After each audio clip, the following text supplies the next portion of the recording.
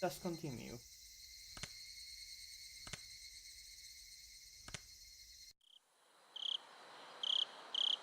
I have read all of these tips previously, so let us just continue.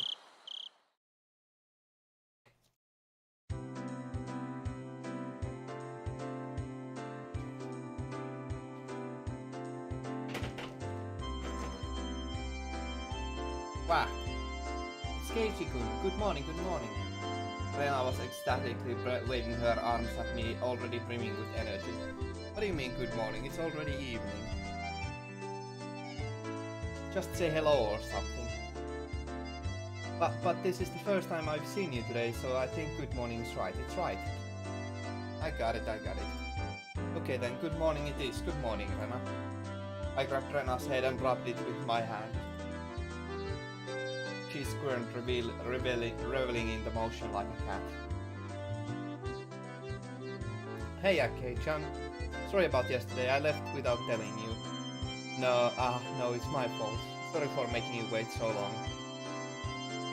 Are you talking about setting up for the festival yesterday? How was it, Keiichi-kun?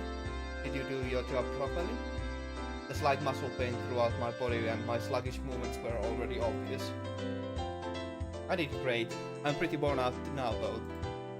I grinned dryly and the three of us break out into laughter. Where's Satoko and Rika-chan? Are we meeting up with them at the festival? Yep. Rika-chan's actually been there since yesterday because she has such an important job. I think Satoko-chan stayed with her, so they're already at the shrine. Right, I just remembered. Today was Rika-chan's big performance. She'd been practicing especially hard for this day. As her friend, I needed to make sure I went and cheered her on. Alright, let's go right away. Yeah! As we got closer to the shrine, we started passing by a lot more people and seeing a lot of parked cars. It began to get noisier too. I thought I could hear something like a Bond dance song. Without being able to restrain my impatience, I dashed up the entire flight of the stone stairs. Keiichi-kun, you're going too fast. Wait for me! Man, Kei-chan, you're such a little kid. Whoa, the shrine grounds. They were packed with people. It was a festival if I ever saw one. Wow, they went all out this year too. Amazing, amazing. They're coming from Hinamizawa. Huh? The bedridden old man from Kimiyoshi branch family, he is here too. I think that old guy went home from Watanagashi last year and stayed in bed ever since. Yeah, there were a lot of villagers here that I didn't really know. They must have all been pouring in just for today. Oh, it's Satoko-chan. Hey! Oh, if it isn't everyone! Oh yes, hello to you all. Hello Satoko. There's a lot of people today, don't get lost in the crowd, okay? Who do you think you're even talking to? Satoko too seems somehow energetic, of course I'm the same way. Huh, where's Rika-chan? She still has free time, doesn't she? Rika was giving her respects to the mayor and other important people. We shall come before long. I see Rika-chan is the shrine maiden for today's festival after all. It's probably a pain for her to say hello to all the elders. It really is a pain. Hello everyone. Oh, Rika-chan, I want to take you home. Rika-chan wore an immaculate shrine maiden outfit that looked fresh off the shelves. It was a perfect fit for her somehow mystical appearance. How does it fit? It's not too long, is it? My grandma gave me some safety pins just in case the sleeves are too long. It's alright, it really is comfortable. As she spoke, she began to do some twists and stretches. It's great, it's so cute. Oh. There was approximately one person here getting a nosebleed from watching Rika-chan move. Keiichi-kun, don't you think she's cute, don't you? If you don't, then she'll be all mine and I'll take her home with me. I think she's really cute, totally cool. And after that I want to pretend to be her big brother or dad and take pictures with her. If we take a picture from two different places and make it stereoscopic, we can eat, or rather stare at a real life Higurashi at our house whenever we want. Oh, that sounds great. That sounds fantastic. Rena's eyes and mine glittered with stars as our noses played and we drooled. Rika, you'd best stay away from them. Yes, or I might get locked away in a basement somewhere. Oh, how ironic that would be.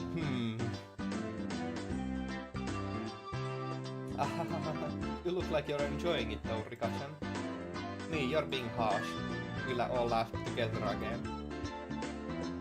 Okay, let's not hang around here. Let's get to the festival. Rika-chan's there's not much time left until Rika-chan's big debut.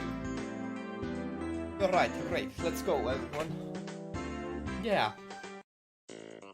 Yo, if it isn't the daughter of Sonosaki, get up. The yakisoba is packed full of pork. This year we filled it up as much as we could. We even put in fried calamari. Gotcha, old timer. The yakisoba this year looks like quite an achievement. You have squid too. You put a ton of the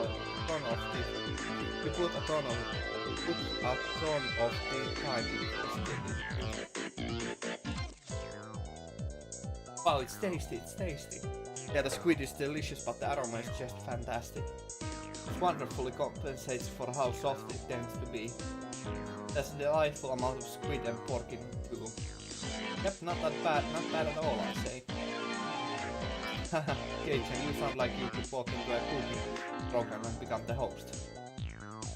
Yeah, when I see Keiichi-kun acting like it's so good, it somehow tastes even better. I don't discriminate among delicious foods. So anything that I say is tasty has got to be worth trying out, right? Then Keiichi, please give us your opinion on this yakisoba again. I'll do it in 2 words. Absolutely scrumptious. If I had a second stomach, I'd buy another one right now. Having heard my 3-star rating, a whole line of people suddenly formed in front of the yakisoba stand. Wow, that's amazing. Keiichi said it was so good that a little crowd started to form. Not bad. There was nothing to brag about, but I still decided to stick out my chest and put on airs. Oh, is that so? Then perhaps I shall try it out. Mister, could I perhaps have a chance to bother you for one takoyaki? Satoko brought a stick of takoyaki, balls of fried octopus from adjacent stand, and after blowing on it, put one of them into her mouth. How is it, Satoko-chan? If you give it a good rating, then Rena will buy it too. Chomp, choo-choo, gulp. Right, it's time for Hinamisawa Michelin. Hinamisawa Michelin, Judge Saki Hojo to give her impression.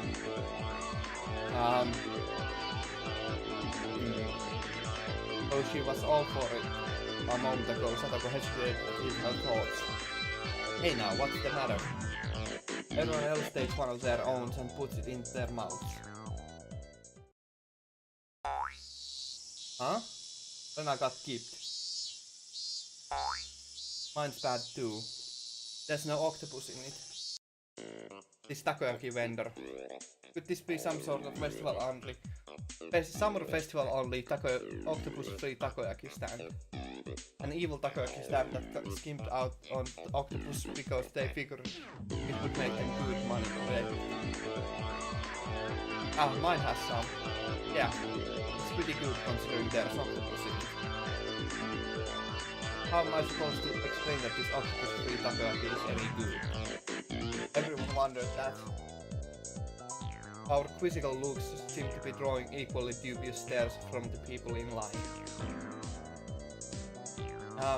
How about this? Takoyaki without octopus is really healthy. And even people who don't like octopus can eat this delicious takoyaki. After hearing that, several surprised guests left the line. It had the exact opposite effect. Alright, then I'll give it a try next. A self-inspired take on takoyaki in which you can clearly taste the simple flavors of flour, green onions and pickled ginger. The unaffected taste is bolstered by the absence of octopus. It wasn't half bad, but after hearing there's no octopus in its claws, even more people left the line. Rika-chan, any good comments? You can be honest. 400 yen is too much for this. Yeah, that was too honest. Even more customers leave the line dealing a little low. There were other takoyaki stands around after all. Well, I mean, we might not want to be doing this. Hey Satoko, you started all this, so give us a big turnaround.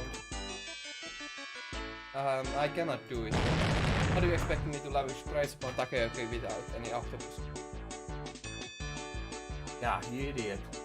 Satoko's angry outburst was the final finishing blow.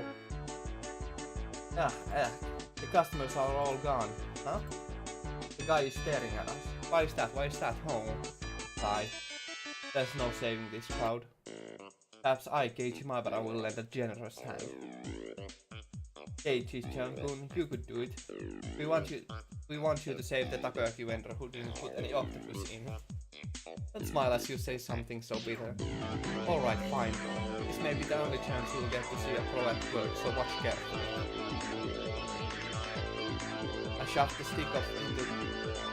stick into an octopus-less ducky and crammed it into my mouth. As before, there wasn't any octopus in it, but Mion's had some in it. That was the important point. A man who runs this takoyaki stand, he truly loves takoyaki in every meaning of the word. No, it could even be said that he adores it. Eh?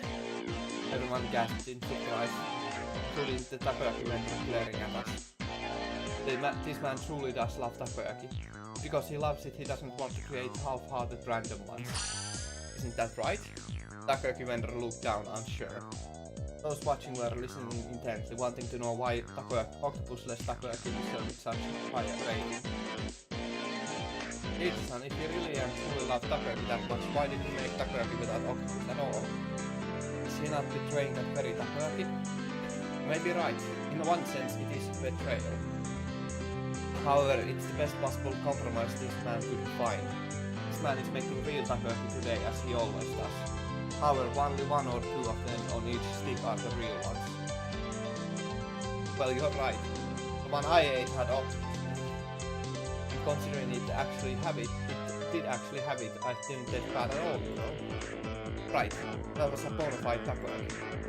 And as for the other ones, it was the biggest compromise he could make against the biases of the general populace who think all there is that there need to be 8 pieces on a stick, or else it's not real takoyaki. Huh? Keiichi-kun, I don't understand what you mean. Why is one of them real thing and all the other ones are fakes? Why? A secret lies in the octopus. Mister, this octopus is true Akashi octopus. In recent years, the number of octopus caught in Akashi has decreased and their prices have risen drastically. Prices are now so high that you wouldn't think of using them in takoyaki. Then the man who had been looking down this whole town mumbled, yeah, that's right. Akashi octopus is very expensive. But this man absolutely had to have Akashi octopus. He could have bought much worse quality octopus for cheaper as much as he wanted, and he would have still been able to fool everyone. There are plenty of other scamming takoyaki vendors who claim theirs are from Akashi even though they are not. But this man would not accept it. He would not tell lies. Akashi octopus are supreme. He would never relinquish this one stubborn conviction. This man loved takoyaki. That's why he never lied. Yet there was one point that he absolutely had to compromise on. What might that be? The number. Popular opinion is that a stick of takoyaki should have 8 pieces in it. Even if it's real Akashi octopus, he couldn't charge 400 yen for just 1 piece, could he? Even if he didn't have 8 pieces, nobody would buy them. If he didn't have 8 pieces, nobody would buy them. This man wept over it. In order to make just one true piece of takoyaki, he wouldn't ever let himself lie through the other 7. Oh, whoa, the octopus-free takoyaki vendor burst into tears. I gently clapped one on his shoulder. No matter what anyone else says, I will never forget how genuine you are. You, sir, are a true vendor of takoyaki. You are the only one in the world with the right one to call himself that. Clap, clap, clap, clap, clap. As I embraced the shoulders of this man, shedding his manly tears, those watching delivered a round of applause moved by my speech. Everyone, I beg of you, please eat some of this true takoyaki vendor's takoyaki. If we don't treasure genuine men like this, then how can we protect the true path of the takoyaki? If nobody else will eat them, then I will eat them all.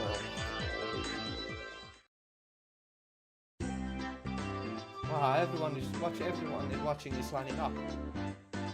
Keiichi-kun, you did it. I think it's more they thought Keiichi-kun's propaganda speech was interesting rather than the takoyaki actually looked good. Keiichi-kun, you could probably sell plain old rocks if you tried. You would go over well at the entrance of Akihabara station. Rika, I have never heard of this Akihabara. Where is it? Absolutely stunned at my successful speech, the guy man in the stall next to this one called out to me. Hey, you guys, do that for my sweets too. Great, you all get the gist of it, right? It's your turn this time, Rana. Okay, I'll do my best. Oh, when apricot sweets are cold, they are very, very good. The apricot is sitting so quietly and nicely on top of the syrup. How it's so cute. I want to take it home. How? It looks like she lost herself in this midway through. But a girl giving it such a natural praise was itself bringing some customers. A line was quickly forming behind Rena. Next up is okonomiyaki stand. What is okonomiyaki? I'm gonna search this up online.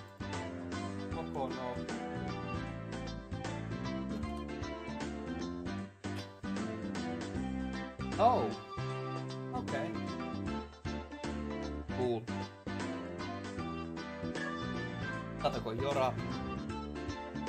Rather well. Crunch of the fried tempura batter mixed with yakisoba is simply to die for. With huge piece of bacon laid on top, when you bite into it, it all comes flooding out. Chomp, chomp, chomp. Yeah, that's freaking great. Now I want to try some too. Then a huge line formed at my words. What on earth is this? So basically all these onlookers are just following us around to all the stands. When people hear about food from others and then try it for themselves, it tastes a lot better than it normally would. So that's it. When Rika-chan was gorging herself on the food, getting sauce on the bib did put on to prevent the shrine maiden outfit from getting dirty. Nice, the other guys are getting into it too. Okay, Keiichi-chan, which one should I do? Right, Mion, you go to the stand next to that. Show them the depths of your power. But Keiichi-chan, the stall next to that is... Oops. A goldfish scooping stand. A bit out of our element. No, as club president, I won't flee no matter who or what is my opponent. Let's get started. I look forward to a splendid performance, Mion-san. The onlookers were also watching Mion with hopeful eyes. Welcome, welcome. Here's your net and bowl. Okay, here we go. The goldfish are energetic today. They really look delicious. Small things like this, you could crunch them down whole. Mutter, mutter. Mion-san, what in the world are you saying? Keiichi-chan, you eat them? Did you eat the one that Rena bought last year too? No, I didn't say anything like that. Mion's face went red and she took it vehemently in denial. Well, I mean, you just said yourself that they look really delicious. Yes, you did say so. I'll pause it for a second.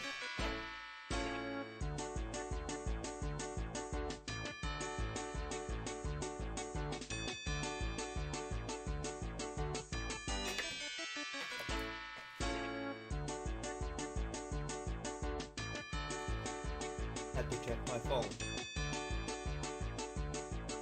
And getting something to drink is always important when reading visual novels.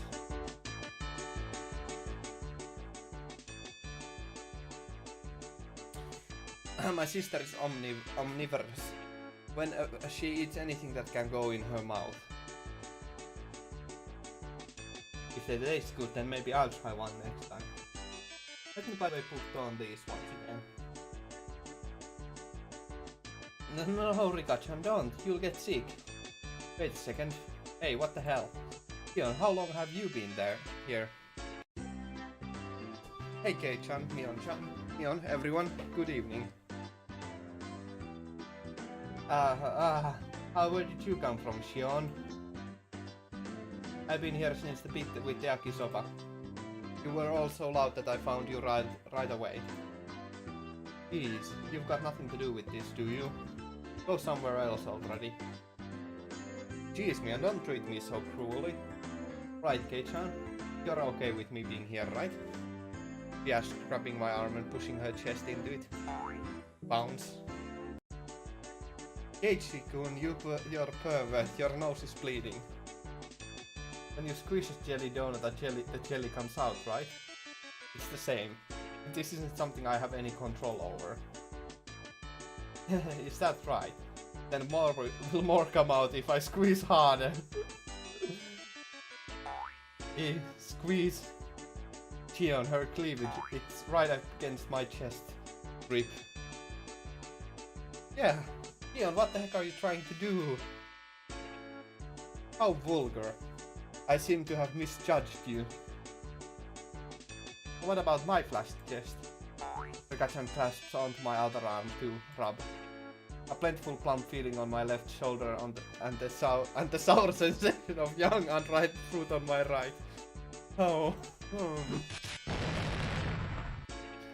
Boom boom bang. Shion, Rika and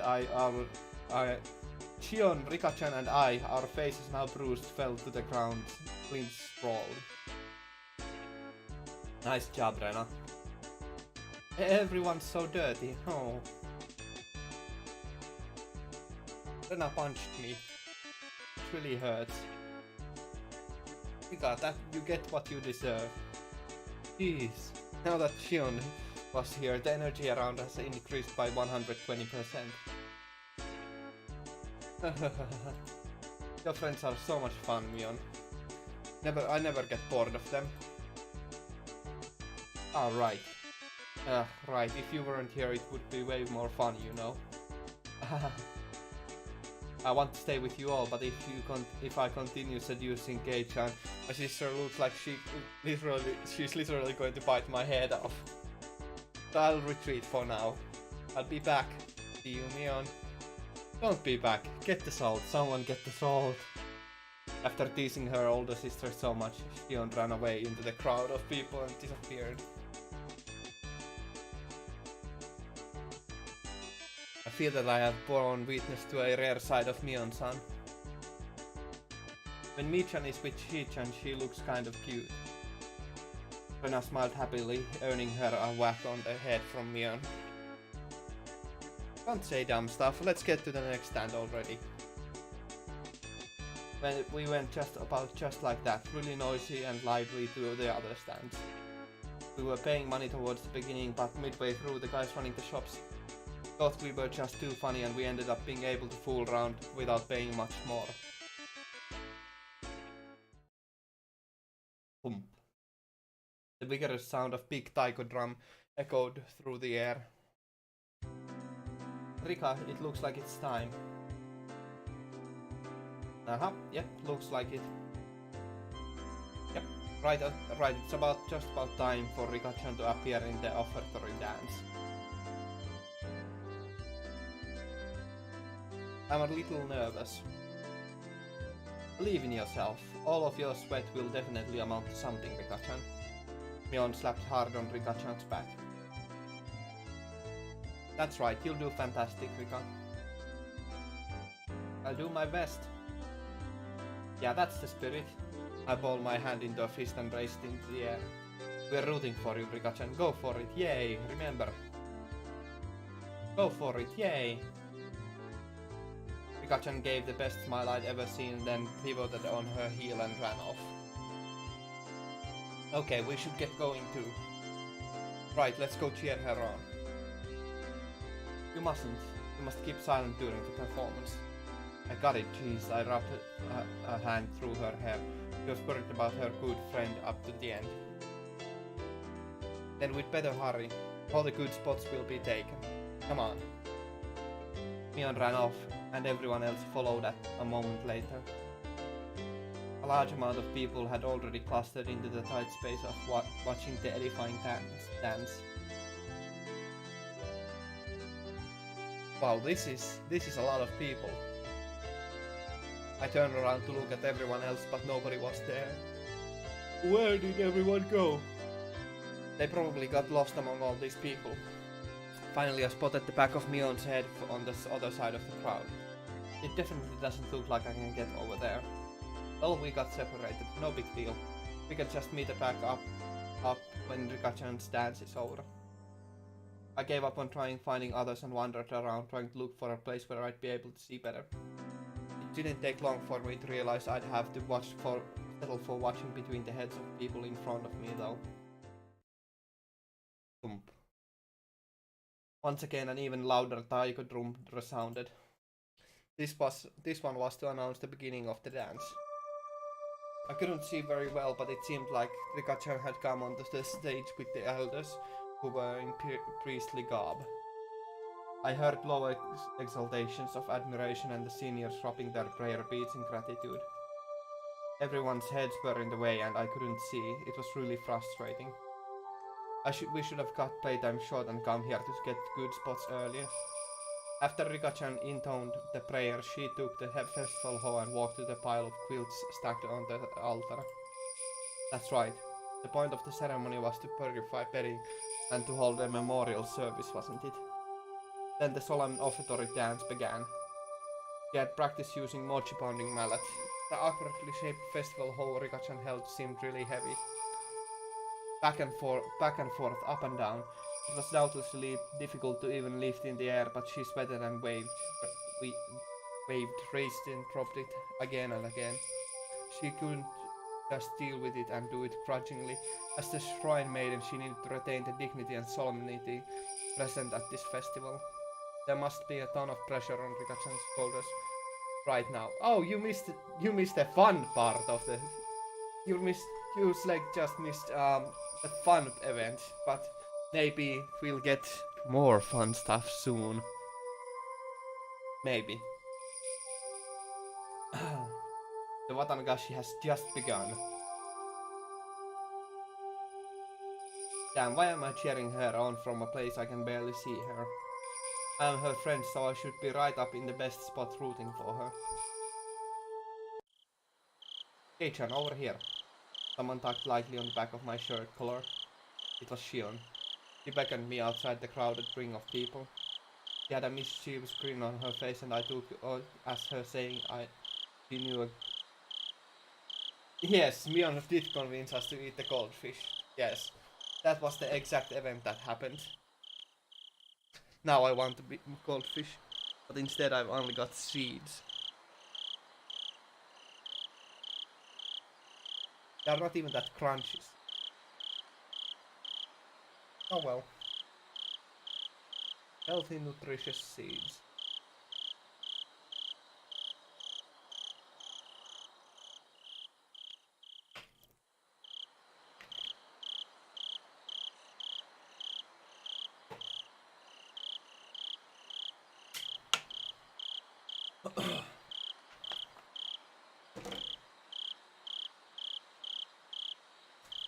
And I took it as her saying she knew a good place nobody else knew of.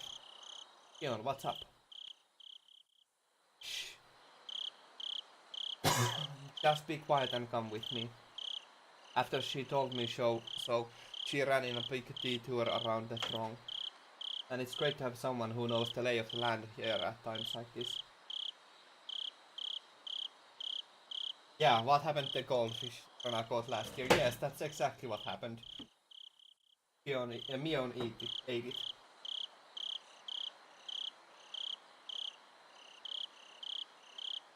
lay of the land at a time like this. Impressed though crossed though I was, I nearly lost sight of her right away. No more getting separated for me. So I ran after her so that I wouldn't be left behind. As I wondered in anticipation what kind of secret spots Shion had in mind, we left the crowd of people and went around to the back of the shrine grounds. Hey, wait, where are we going? We're getting further and further away. Shh, just stay quiet and follow me. You'll understand soon. Shion gave me a wink that reminded me of Mion as she said that. No sign of people and not much moonlight, it was dark. We had gotten pretty far away from the crowd of people on the shrine grounds. How are we supposed to see Rika-chan's dance from here? I see there's some high spot around here, isn't there? Like a rooftop or somewhere else we can look down at it, right? What? Why do we have to climb onto the roof? Well, how else are we supposed to see Rika-chan's dance? Yeah, Shion can show something. I mean, what? Is it me or is it just getting hot in here? How else are we supposed to see Rika-chan's dance? Did you really want to see Rika-chan's dance? Kei-chan, could it be that your strike zone is really low? I don't think we're understanding each other here. Aren't you going to show me somewhere I could see Rika-chan's dance from easily? What? Who made that promise? Yeah, what's going on? Why me? Why do I always misunderstand Shion? Is it my fault? Am I just reading the wrong things into it? Then why did you call me all the way out here? With an expression that indicated she wasn't fooling around. Shion pressed her index finger to my lips and said slowly and quietly, "This place is dark and dead, empty spot. You can see it from festival grounds, and now a male and female of the same age are all alone together." Eh? Who could this be? She's not planning something crazy again, is she? Shh, look over there. See? Shion whispered, pointing into the dark underbrush. And there we saw two figures, one male and one female. What's that? Is that... We are right at the scene of the rendezvous, of course. See, look closely. Can you tell who they are? I peered intently into the dark at Shion's suggestion. Oh, it's Tomitake-san and Takano-san. The two of them were clearly breathing quietly and glancing around to make sure nobody knew they were there, as they crouched before the entrance to a wooden storehouse-like building. Wait, Shion. Could this be what you wanted to show me? Kei-chan. You can see Rika-chan's dance any year, but you won't ever get another chance like this, okay? I had thought the Sonosaki sisters each had their own personalities, but at times like this they seemed all too similar. I'm going back. Don't call me for something like this again. If you move now they'll see us. At our noisy argument, Takano-san suddenly turned around. Oh my, who might that be? We held our breaths and tried to wait it out, but it seemed like Takano-san was now acutely aware of our presence. Shion and I exchanged glances, then gave up and climbed out from behind the bush. Well, hello there. The moon sure is beautiful tonight, isn't it? My, if it isn't Shion-chan and Maibara-kun. Good evening. Yes, the moon certainly is pretty. What is it, Kei-chan? You sure are smart, you know that?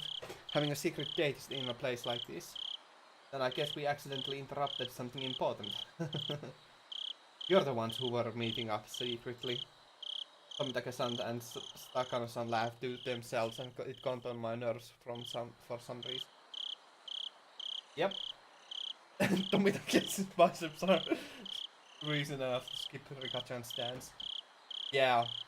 They certainly are. Like, take a look at those. Like, just peer into those. They are really quite something.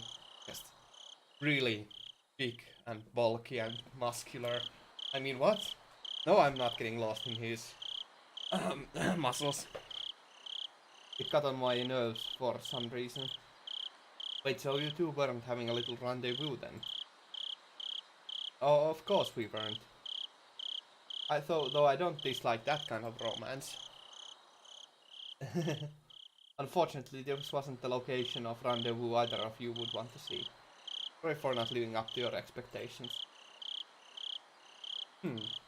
If it wasn't a rendezvous, then what were you doing? Tomitake-san, were you messing around with the padlock on that door just now?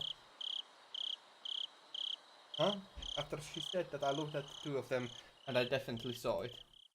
They were hunched in front of the warehouse door, fiddling with a pretty heavy-looking padlock. Guess we've been found out, huh? We were trying to break into the warehouse, but don't tell anyone, alright? Don't tell anyone, are you thieves or something? I demanded unthinkingly just because of how absently Tomitake-san was grinning. Nah, never. Thieves are people who steal things, right? It's not like we were trying to take anything out of here. I see. Then why are you trying to unlock the door? This is the forbidden storehouse for ritual tools. They say only the Furuda family and a mere handful of others are allowed in. Forbidden storehouse? I took a few steps back at that and looked on the entire warehouse. Shouldn't that be looked at? Oh well. It certainly looked like one, built removed from any signs of people, almost as if in secret. It was filthy, revealing how little it was ever opened. And it was built to be durable, giving it a strange, overpowering impression. Now that I looked at it more closely, it was certainly different than normal warehouses. This place, they're called ritual implements. Basically, this is a warehouse where they store such tools used in rituals. Well, more accurately, maybe it's a temple where the implements are enshrined. The ritual Higurashi is using for the offertory dance was inside here until today. Of course, if anybody but Furuda family enters it, they bring impurity into it, so absolutely no one is allowed to a single step inside it. It's a sanctuary. Shouldn't we absolutely not be coming to a place like this then? However, Takano-san was wearing a childlike expression, an innocent smile at best, and a terribly cruel grin at worst. I told you I was researching Hinamizawa's folk tales and legends out of an interest in them, didn't I? A lot of answers to questions I'm curious about are hidden inside here. Yep.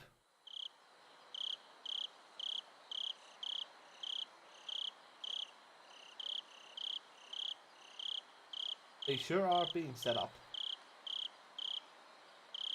Yeah. I waited all this time until today for this chance. Everybody's eyes were fixed on the dance at the shrine grounds today. This was the ultimate blind spot. I see. I didn't know you had lockpicking skills, Tomitake-san. Stop it. I don't want to be doing this, okay? Sorry for taking you along with me, but this was all thanks to you, Jiro-san. I really am grateful. Please. This is the only time I understand, Takano-san. I don't want to be sneaking into places like this. You really are a good person, Jiro-san. Ka-chink! Tomitake-san undid the padlock and placed it to the side. It's open. Thank you. At long last. Takano-san gulped. With an unusually excited air about her, she gave the heavy door a shove. The sharp smell of mold and dust flowed out from the gap in the doors. I had claimed curses didn't exist, but in this situation I could believe in them. If we went into such a holy place with our shoes on, it feels like we could be punished somehow. How about it? You're accomplices too. You came all the way here, so why not come in and take a tour? It'll be a little field trip to a museum of precious cultural artifacts that conceal the secret history of Hinamizawa. And it's only open today. We're not accomplices or anything. Aren't you interested, though? Come on, let's take a peek. Shion said, predictably linking her arm with mine. But we definitely shouldn't be doing this. This is a holy warehouse, isn't it? You said ritual implement, right? I really feel like we shouldn't go in. I'm part of the Sonoseki family, so I have a good guess as to what we'll find in there. But I want you to see it too, Kei-chan. You want to show me something? Something to me? I thought it was just a ploy, but Shion's eyes looked entirely serious. Of course she was the sort who could die with a straight face. Of course I was an average boy too. My curiosity was at least twice that of a normal person. Sleeping forbidden treasures, never to leave this warehouse. Chances like this don't come around too often. If I had to choose, then I want to see. Until the locked door is open though, I don't know about this. If you're not interested, Kei-chan, then you can leave now. I think you'll wonder about it later though. Tomitake-san spoke after listening to our discussion, having himself sat down on the stairs to take a short rest. I'll keep watch here. Go in and check it out with them. I'm not too interested. I would not personally go in. Just because I feel like I would get punished. But that would probably be only a technical side of things. I would probably not go in. Probably not. Yeah. Most likely I wouldn't go in. I have enough restraint, and I'm not that curious. Though, if this were happening to me in real life and I was that young, then I definitely would have went in. I would definitely hang out with Tomitake though, like that would be definitely #1 priority.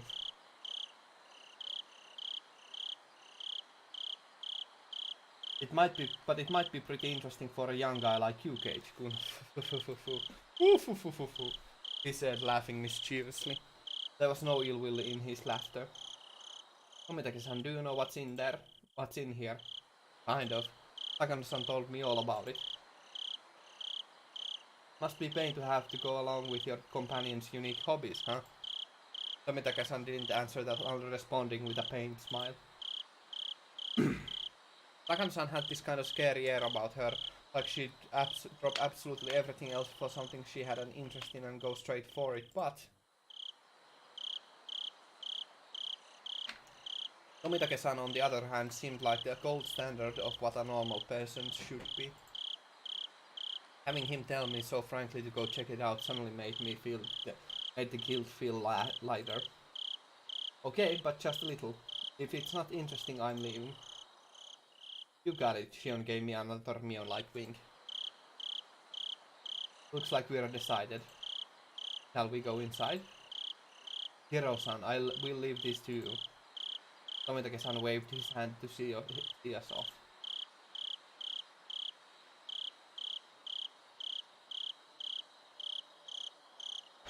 The inside was pitch black, but Takano-san had turned on the battery-powered lantern she'd brought, revealing a pretty cramped front room. It's so dark in here. Everyone take care not to trip over anything. I appreciate the concern. Okay, doorman, keep a good watch. We're shutting the door now. Takano-san smiled spitefully as if leaving Tomitake-san out of something fun began to close the door. Man, alright everyone, have fun. There was a low, heavy and loud noise, and we were completely cut off from the outside world, and we covered in silent darkness. Takano-san's lantern was the only light we had. It'll be fine. It's an outdoor lantern with a backup batteries inside. It won't go out or anything. Looks like Takano noticed my uneasy expression. I couldn't help but blush a little and avert my gaze. Deeper inside there was a heavy and old but sturdy door with solemn decorations on it. Why do I have this really bad habit of adding suffixes to everything? Like, not suffixes, but you know, and the and before everything. I have a really bad habit of saying that. It was the last door sealing away what was within. Strange how it has an antechamber even though it's just a warehouse, isn't it? I believe it's a setup. It's a setup. It's a setup! God damn it! It's set up this way so that you open one door at a time, never letting the room with all the tools be seen from the outside. Takano-san explained this, awfully impressed by the construction. But still, it's really dark in here. Huh? That over there, I spotted a circuit breaker hanging from a clump of wiring clumsily attached to the wall. Oh, here, isn't this the light switch or something? I flicked the biggest switch I can find with a click. The pitch black room was illuminated by an old bare light bulb. Everyone scrunched up their faces at the sudden strobe-like brightness. Don't! Before she even finished, Shion slapped my hand and flipped the switch back. There was another loud click and the room returned to darkness with only the lantern for illumination. Ow. You can't, Kei-chan. We snuck in here, remember? If you turn on the light, it might give us away. I'm scolded by Shion fairly harshly. It looked like she was worried about whether someone had seen them from the momentary light. It's alright. It was only for a moment. Takano-san remained a relaxed adult. It seemed like she was confident she could talk her way out of it if someone did see us. Let's go in. Here we go. There. The even heavier door opened, and at this time it wasn't just the dust that came out with the air, there was also a nasty smell. One smell was like opening a dust-filled cupboard in the back of the kitchen that hadn't been opened in years. And the other smell, the nasty one, was hard to explain, but it was like the raw odor of a fish market. From how the sound echoed, this room felt far larger than the first. Takano-san held up her lantern and revealed the contents of the expansive room. Whoa. At the back wall of the storehouse, right in front of us, was a Buddha-like holy object, standing there, looking down at us. I was taken aback by its unforeseen force, lit up by the slender beam of the lantern. That's the guardian spirit of Hinamizawa, Oyashiro-sama. It's far grander than the one at the shrine, Oyashiro-sama. So this is the spirit protecting Hinamizawa, the one guarding the holy land of Hinamizawa from the impurities of the outside world, and the one delivering punishment after punishment among those who attempt to sully the land with the dam construction. It looks like there are far more tools stored here than I thought, but this is so sad. None of them have been maintained. How unfortunate that they are in such a state. Even in the dim light I could see a strange object lining the walls, ceiling and shelves. Takano-san, speaking as if in trance, was infatuated by the various implements filling the dark room. They weren't very festival-like or traditional, but instead this was more like the workshop of a blacksmith or a carpenter. There were a lot of large wooden and metal tools packed in here. Putting it bluntly, this was all pretty boring stuff. I'd imagined there would be more artistic things here from Heian period, but there's a far cry for being cultural artifact. My expression betrayed my dashed hopes, and they caught on right away. Oh, is this not interesting for you? I'm not into literature or art, so I can look at this stuff, but I don't really understand its value. Keiichi-kun, you really do look like you don't get it. I guess that's only natural. Takano-san reached into the paperback that she'd been holding the whole time, took out a worn scrapbook and began to flip through it. Then just for you, Keiichi-kun, I'll tell you an old story. It's a common tale in this region. If you go to the library, it would even be on their recommended reading list. Yeah, like a museum tour. Like a museum that was locked up. Definitely. Telling stories in such a dark and creepy place? You must have a horror story in mind. Fion's face belied nothing but calm. If she had the same personality as Mion, she'd have found fault with me being scared. I'll endure it for now and pretend it to be calm. Hold on. Okay, alright, I'll read it. After confirming that I was going to be quiet and listen, he began to speak softly like a kindergarten teacher reading a picture book. Long, long ago, in a certain village in the mountains, there was a swamp. This swamp was very, very deep. Some even called it bottomless. People said it was connected to hell, the land of demons. Rumors said that it was deeper than the ocean and that anyone swallowed would sink into the underworld, a bottomless swamp. Its name was Onikafuchi. Wait, I thought back to the story I heard yesterday about the sacrifices sinking into the bottomless swamp. Could that be the swamp that she's talking about? So then the village was Hinamizawa, right? To catch on quickly. That's right. Though it was called Onikafuchi village at the time. Onikafuchi village. That's a pretty inauspicious name. It evokes quite the image, doesn't it? I hear that the name was changed in the Meiji period. The name of the swamp connected to hell was called Onikafuchi, which meant Demon's Abyss. The true name of the village, Hinamizawa, was in Onikafuchi village. The villagers belonged to that abyss, or to hell in other words.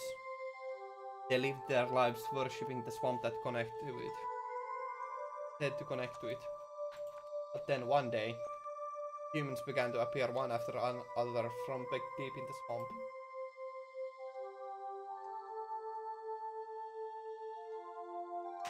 The villagers feared that hell was overflowing. Demons mercilessly attacked the villagers. They could only watch in fear. They could do no more than hide themselves and tremble. So did someone exterminate them? Unfortunately, there is no Momotaro or Superman in this fairy tale. Then, did they get the whole village together to fight them? Heavens, no. The villagers weren't nearly strong enough to fight on equal terms with the demons. Then the only recourse would be to flee the village. They couldn't do that either. To the villagers, it was their beloved homeland. It didn't matter how terrifying the demons, they wouldn't have run away so easily. Then what did they do? Couldn't they just get wiped out? Unable to fight and unable to run. All they could do was wait for the village to be destroyed. Then, when everyone had lost hope, their god, Oyashiro-sama, descended upon them. I see. So Oyashiro-sama came down from the sky and beat up all the demons then. You're such a boy, Kei-chan. You always jump straight to using force to resolve things. Beyond sighed, a little annoyed. Embarrassed, I held my tongue. The thing about Oyashiro-sama, he wasn't a violent god who would beat them up, like you're saying. He was a kind god, filled with love and benevolence. The strength of Oyashiro-sama descended from the heavens couldn't be compared to that of the demons. They didn't even fight, they simply prostrated themselves before his radiant authority. Oyashiro-sama urged them to go back to hell from whence they came, but the demons wept and challenged him, saying they could never return. The word of the demons too has harsh commandments. They claimed they had been banished from hell.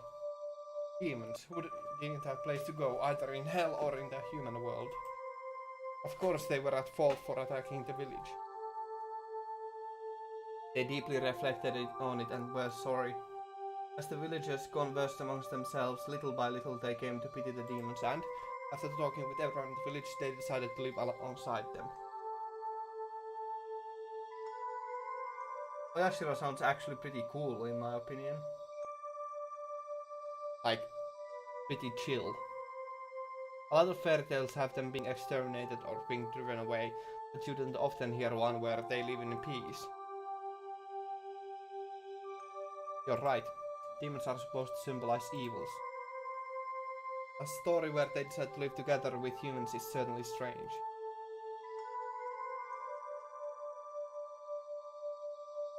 When the demons first heard the villagers' invitation, they doubted their ears but soon burst into tears of joy. The villagers had given them a place to live. It was said that in payment for this good deed, the demons shared their many kinds of powers and secrets with the villagers. Ashura-sama was very pleased with this happy exchange. He gave the demons the bodies of humans so they would be indistinguishable from with the villagers.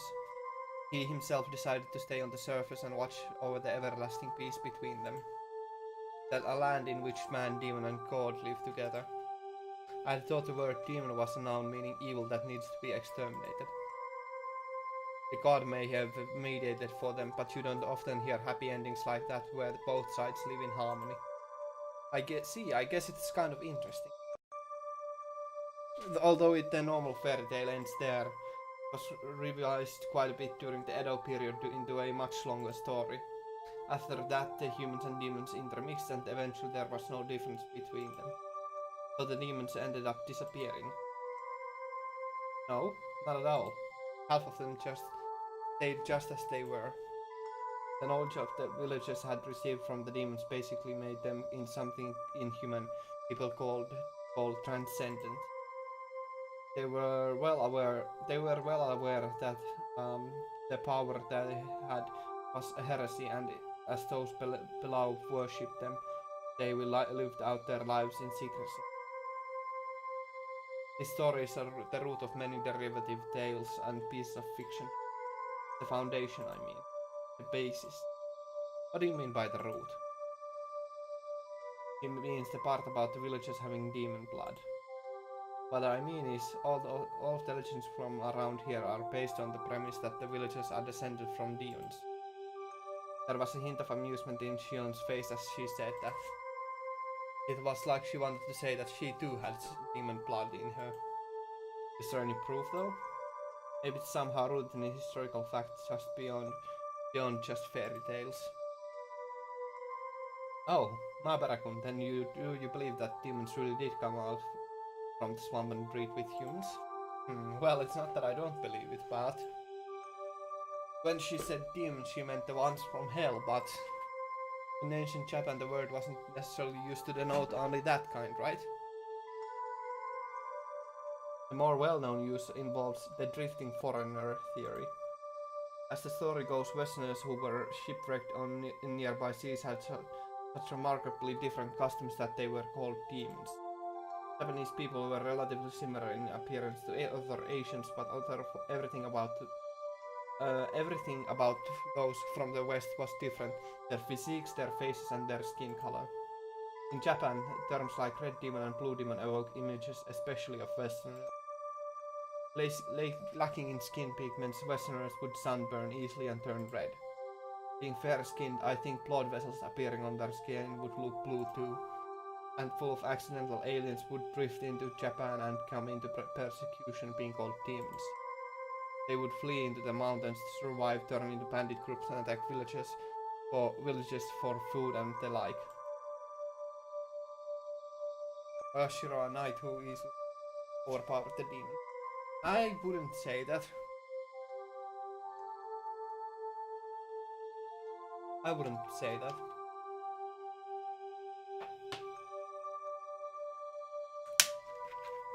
How does that explanation sound? Maybe it's a bit childish. Takano gave me a weird smile when having come up with such an impromptu hypothesis, I subconsciously followed it up with a self-deprecation. Still, she didn't smile as if to make fun of me. It's not ridiculous. There are a lot of people who would subscribe to the drifting foreigner theory. Even so, nobody actually knows what happened. Were they a group of foreigners who had turned to banditry, or were they really demons who had come from the bottom of the world? Then, Takano-san, which one do you believe? Truth of the matter aside, I'd rather believe the more fantastic explanation. It's more fun that way, isn't it? Her answer made her sound a wee bit like romanticist. Here I thought she'd reject unrealistic stories like that. Now then, this is where the fun begins. Takano-san brought an end to her storytelling and waits for a moment as if to tantalize us. Suddenly Shion looked around as if something had caught her eye. Her head popped to and fro like she was making sure nothing had changed. What's wrong, Shion? I'm sorry. Please don't worry about it. Shion pretended as though nothing had happened. Takano-san also made sure nothing had happened, then cleared her throat and broached the next subject. I explained that half of the villagers have demon blood. That blood, they actually say that it's the kind of demon that eats people. Man-eating demons, that escalated quickly. That blood still runs through the villagers' veins. Suddenly that very evil smile. Huh. I wonder what she looks like in the older version. Well, that's comforting.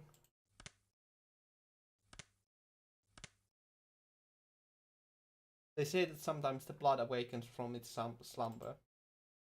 I thought the fairy tale had a happy ending with the humans and demons living in peace, but it began to suddenly change into a brutal, bloody story. Well, they eat people. They say that every decade or so they can't help but want to feast on human flesh. The villagers can't eat other villagers. So when this happens, it's said they descended onto the human villages and conducted onikakushi. What's an onikakushi? Broadly speaking, it's when a demon kidnaps someone, when a person is demoned away. They say that the villagers of Onikafuji would overwhelm unfortunate human villages in order to kidnap sacrifices. Takano-san's explanation was plain and simple, but when I imagined what it must have been like, it was terrifying. They lose their human reason. The villagers turn into real demons en masse. They attack villagers they loathe in the dirty world of masses below. And then they kill and eat their sacrifices. So they're no different from demons after all. What did Oyashiro-sama do? Wasn't he supposed to be staying in the village and watching over them? Oyashiro-sama knew about it, of course. Onikakushi isn't indiscriminate. The villagers apparently never kidnapped anyone other than the sacrifices decided upon by their god. In the text, it's usually 1 or 2 people. Now let me check.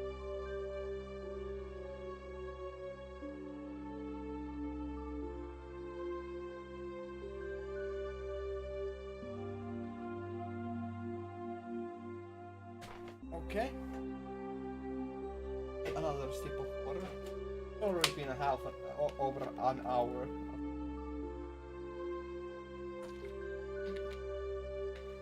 This is a long chapter. In text it's usually 1 or 2 people. A village inhabited by those both human and inhuman. It was like heartwarming episode colors had inverted like negative film, revealing the painful and ugly truth. So on the nights when they raided villages, they would feast on their kidnapped sacrifices, which is why the nights came to be known as Watanagashi. Tonight's festival was Watanagashi. I just couldn't reconcile the fun festival with the horrible tale Takano-san was telling me. Watanagashi, well, wasn't it about giving thanks to the food we use over the winter or something? Hey-chan, Wata has another meaning, you know. It means entrails. Dion, who had been silent until now, spoke up. Entrails? Oh yeah, I guess that's true. Oh yeah, like fish guts. Wait, what? Like a jigsaw puzzle, the fun times I had today, and Takano-san's grotesque tale will click together in my mind.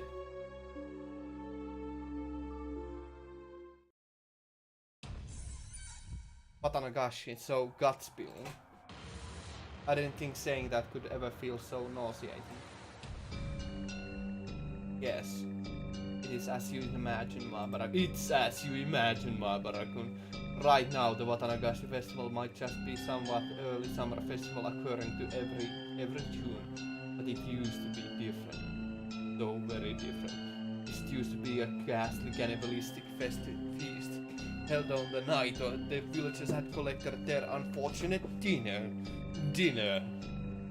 That can't be true. I had no real reason to say that, but I couldn't help it. Mabarakun, you said that Watanagashi is a ritual about purifying futons, right? What do you think about futons? Will Koto filled with cotton filled with wata represent. Futons are futons, they're beds. They're things for sleeping in. What else could they possibly represent? I was rattling on, desperately attempting to deny the horrible festival that Takano-san was describing. Deep down, however, I found myself understanding all too well what she meant. Futon, stuffed with cotton. If the cotton represented entrails in both pronunciation and meaning, then entrail-filled futons would have to be humans. Why don't you think back to this? What are definitions? Fun. Yeah. Wata means fun. Why don't you think back to the offertory dance Rika-chan performed? Do you know what she was doing up there? No, I don't. I didn't even watch the whole thing anyway. Shh. Kei-chan, you're getting too worked up. Kion grabbed one of my ears, reminding me that this wasn't somewhere I should raise my voice. Even so, I still can't suppress this agitation I feel. Rika-chan was carrying a festival hoe. You've probably realized it already, but that's not a hoe for plowing fields. The fun drifting festival. Yeah, that sounds right. It's a tool for dissecting human bodies. I didn't see the dance all the way through, so I don't know what kind of performance Rika-chan was putting on after I'd left. When I told this to Takano-san, she kindly explained Rika-chan's dance to me. To summarize what she said, after what I'd seen, Rika-chan would pierce the futons with that hoe, cut them open, and pull out the cotton inside. She'd cut the cotton out one bit at a time and set it afloat. That's the kind of ritual it was. Broadly speaking, it was quite a bombastic ceremony where they'd rip out the guts and throw them into a basin, and then the ritual was over. I'd thought that afterwards the villagers, each with a different role, dismantled the flesh piece by piece and feasted upon it. At Takano-san's strangely happy giggle, I felt for some reason violent displeasure. Rika-chan every day during our lunch break, she'd take a round rice-pounding mallet into the schoolyard, and she'd work so hard sweating bullets to practice for the offertory dance she had done today. All that effort, all that work, Takano-san disgraced it, even though she worked so hard to practice for today. Takano-san, I think you should choose your words more carefully. Kei-chan's pretty naive, so please don't tease him so much.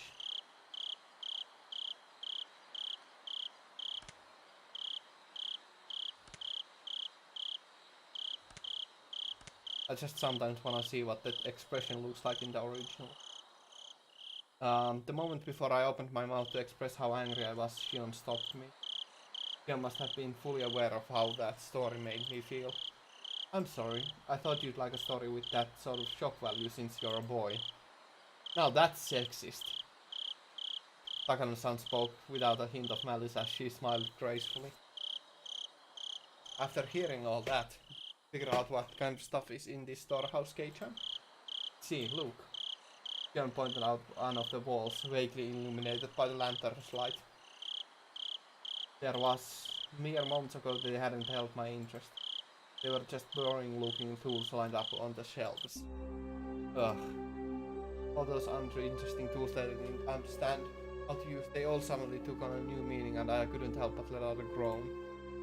At first they had looked like carpentry tools, like chisels and planes.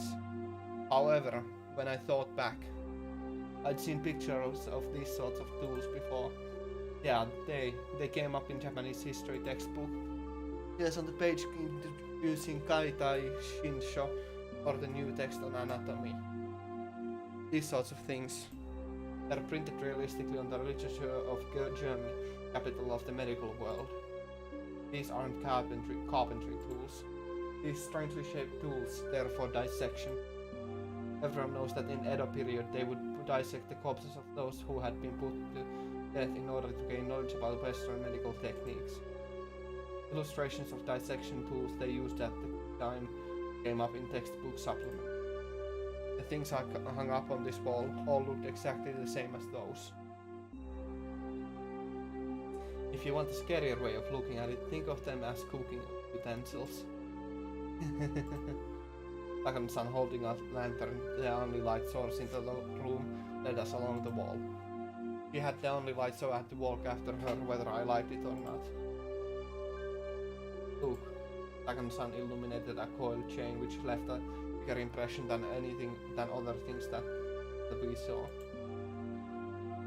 The chain in itself was nothing unusual, but further along it were mere feathers, metal feathers that were like hinges, clearly meant for binding people.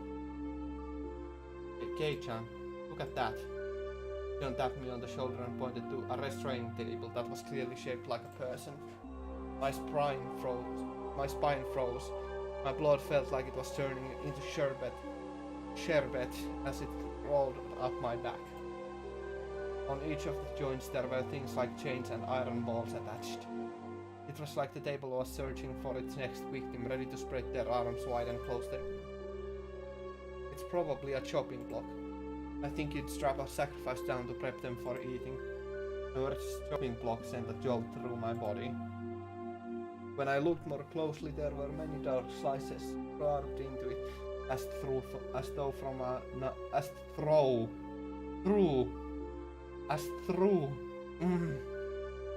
Okay, minor spelling error, but whatever. As though from a knife or a saw. They were the most clear-cut signs of usage you could ask for. It proved these tools weren't just for show, they were used for their original purpose. If someone was strapped tightly onto this table, they probably wouldn't be able to move or even a muscle. Their guts would be defenseless. You'd take one of those eerie cooking knives lined up over there, tap them with it, and you'd slice open their belly and dissect them. I'd heard the stories, but this is incredible. Before coming in here, Shion had mentioned she had a good guess on what was inside. My kind of cooking board. Yeah. Grim, I must say. But it seems to have exceeded her imagination. By the way, is everything's not properly lined up? Oh well. There's still more. How about it? More fascinating than a wax museum, isn't it? Takano-san had this happy expression like she was visiting a toy store for the first time. I don't get it. This Mio Takano person has nerves of steel. Are these bizarre, grotesque objects that fascinating to her? I, for one, was not enjoying myself. I'll be frank. This was all too weird for me. Still, there was something even more horrifying than all this. That would be none other than Takano-san herself. Takano-san holding the lantern, giving off such a thin beam of light. If she suddenly turned it off, then what would I do when the next moment everything went totally dark? That's why I was scared. Takano-san had the only light, and anyway, I was scared. At some point, Shion started holding onto my shirt sleeve. It was a little annoying to walk like that, but I didn't shake her off. That minor sensation allowed me to feel the presence of an ally here and now. Before we had even walked halfway through the storehouse, the air I felt on my skin changed completely. Those cruel tools lined up, all crammed together in this place. Some were horrible ones made to take away a person's freedom, and some were tools made to efficiently disassemble and prepare the bodies for consumption. Those were just the things I understood. There were plenty of other strange-looking objects that I couldn't even guess the purpose of. Now that I was here, I didn't have the slightest desire to hear the details about what sort of terrifying reasons they were meant to be used for. At the very least, they were all completely different from the sort of clean, simple killing function of a katana. Tools to kill people were obviously constructed in such a way that they could kill people. If that was the goal, then the person who you used them on would obviously end up dead. The kinds of tools here were different. The tools that were here were for cutting people, for crushing them, for boiling them and cooking them, and for grinding them. They were tools of torture. They weren't made to kill people. People dying was just an incidental result. I didn't mean to kill you, bro. Sorry, bro, I didn't mean to kill you. I just accidentally killed you. Actually, they might not even kill them. If the sacrifices could die during such a horrifying ritual process, that would be nice, but they don't even die in the end. They remain in a state of hellish pain. Perhaps they were only being allowed to live. Only now, in this moment, did I fully realize just how horrifying and fearsome that difference was. People, you see, most of these wouldn't kill them if used properly. Takano-san, as if reading my mind, displayed a shocking smile. Burning at the stake, the famous method for execution for witches, will kill the person immediately. When the body suffers extreme burns on the skin all over, the decomposition of the skin's chemical makeup produces poison-like symptoms and causes an immense shock to the victim. Though I suppose it's still very cruel compared to the guillotine. You have to wait far longer for that to happen.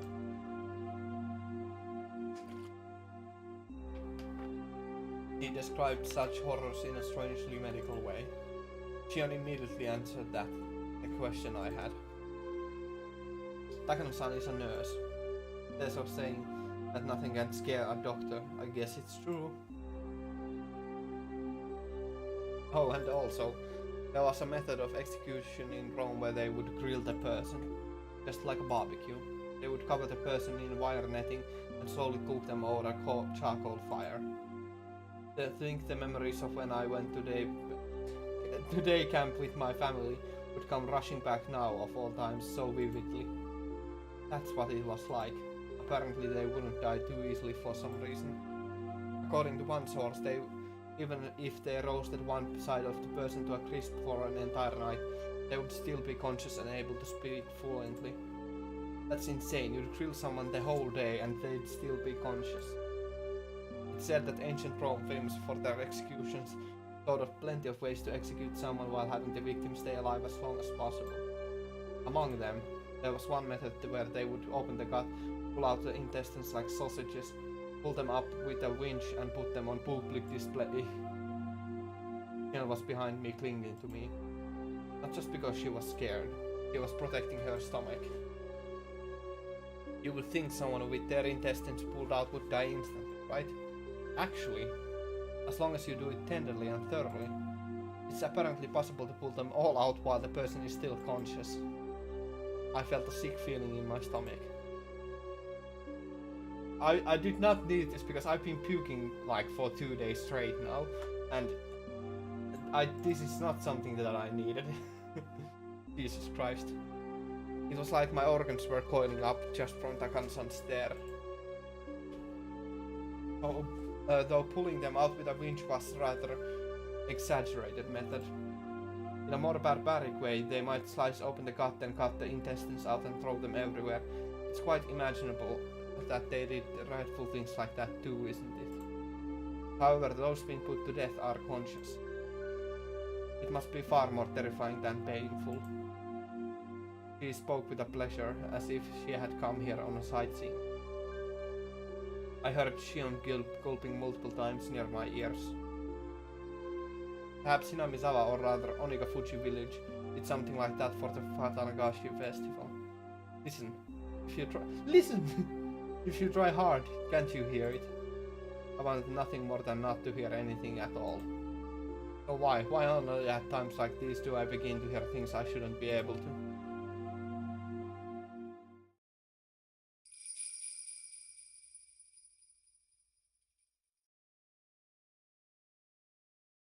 Takano-san, having realized she'd scared Shion and I enough at this point, smiled soothingly.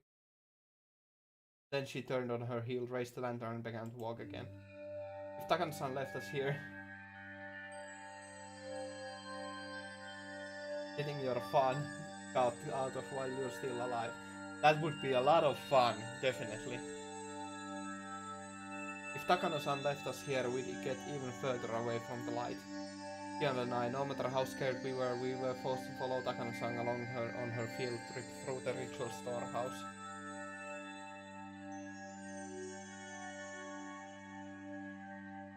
I suppose we've seen a bit of everything. See? This place is interesting, isn't it? He says, raising the lantern high in the center of the storehouse. The dim lighting didn't change, but for some reason, it felt like I was able to see all of those horrible tools at once. Kei-chan, look up.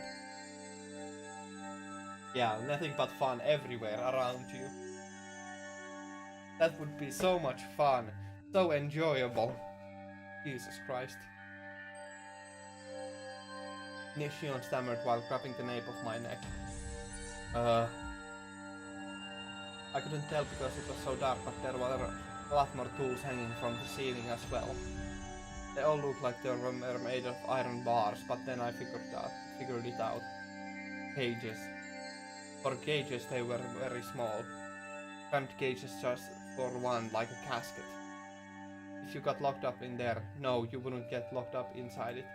It was another tool meant for restraining people, that the iron bars would squeeze you tightly. So many big and large, all things of all shapes, were hanging down.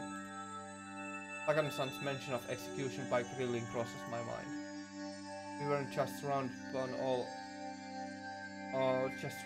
all sides by these terrifying instruments. Things crowding the ceiling were even hanging over our heads. There are many of these sorts of bird cages among European torture devices. I'm surprised to see them in Japan as well. Kei-chan, there's something in there? Person? A mummy? Where? Kion desperately pointed to one of the many human-sized bird cages hanging from the ceiling, but I couldn't tell which one she meant. Being that dark, there wasn't any way you could tell if something was there in the first place. I don't see anything. You sure you're not seeing things? Kion didn't seem convinced, but without means to confirm for ourselves, we couldn't do much but wonder. Abra-kun, after seeing this, have you come to believe in all of it? The countless terrible rituals passed down in Hinamizawa? It's got nothing to do with believing in them. Now that I've been shown the real thing like this, there's no possible way to deny it. Even the nations of Europe, with all their beautiful landscapes and terrible legends, with their legends, were like maelstrom during the terrible witch hunts in the Dark Ages. It's well known that the era gave birth to countless gruesome forms of torture and execution. Japan was the same way. Didn't it have its own era of hellscape, like torturous feasts because of religious suppression and things of that nature? Hinamizawa itself had such a period. It had that much history behind it. Even in Europe, land of the witch hunts, that was all far in the past, no more than a series of historical events, and in this age, nothing that abnormal would ever happen. That must apply to Hinamizawa as well. Just as Europe had its dark age, Hinamizawa had one too. That's how this should be taken. Even if these things all really happened in Hinamizawa, they are all long past. They don't have anything to do with people living in Hinamizawa right now. Abra-kun, you really do like this village.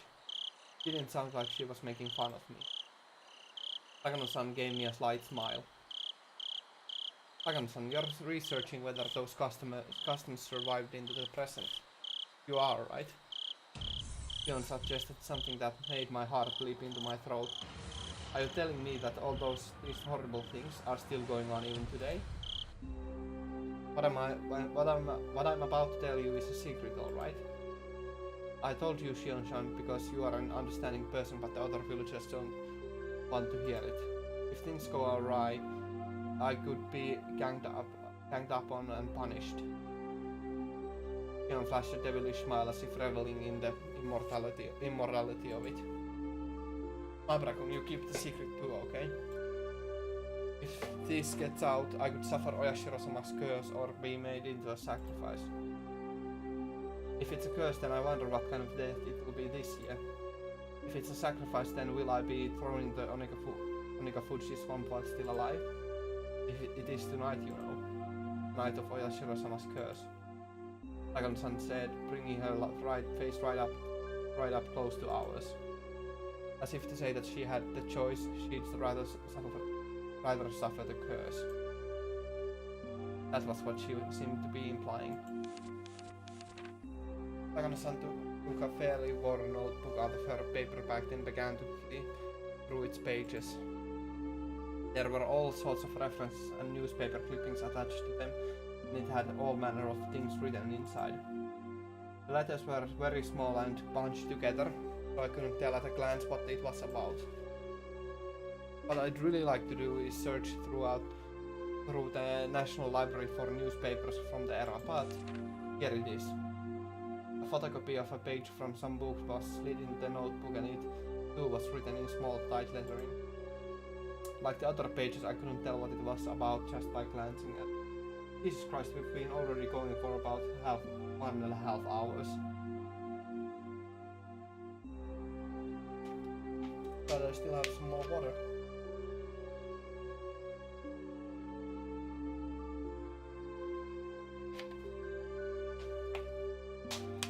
I couldn't tell what it was about just by glancing at it. This is a story all about how my world got flipped, turned upside down, and I'd like to take a minute to tell you right now, but my water is spilling all over everywhere. This is a story that actually happened. It was about around the end of Meiji era. They discovered an unknown mangled corpse, the victim of a murder in Onikafuji village. An old newspaper clipping attached to the page spoke of something that was no mere rumor or a fairy tale. We don't have most police documents from the time anymore, so it's all based on oral traditions and memories. It's not very clear, but it looks like a cutout of a newspaper from the Meiji era. Never before has there been a corpse treated with such cruelty and inhumanity. Could it be the work of a demon? Being a copy of a copy, it was very hard to make out, but it was more than enough to make me feel strangely tense. Near the end of the Meiji era, in old Onikafuji village, a mangled corpse was discovered. The identity of the corpse was unknown. It wasn't even in a state where it could be identified in the first place. It was missing a head, and each limb was separated from the body. Skin had been peeled off the entire body, and there were markings that implied terrible torture in every place imaginable. Not only that, but the belly had been cut open by a sharp knife with entrails completely dragged out. Police immediately began an investigation, but since they couldn't even determine the identity of the victim, much less the criminal, finding answers was extremely difficult. You understand what it must have been like. I couldn't imagine such a strange sight, even if I tried. It was the first time I was ever thankful for my lack of imagination. The victim was skinned while still alive, underwent all kinds of torture, and was killed brutally.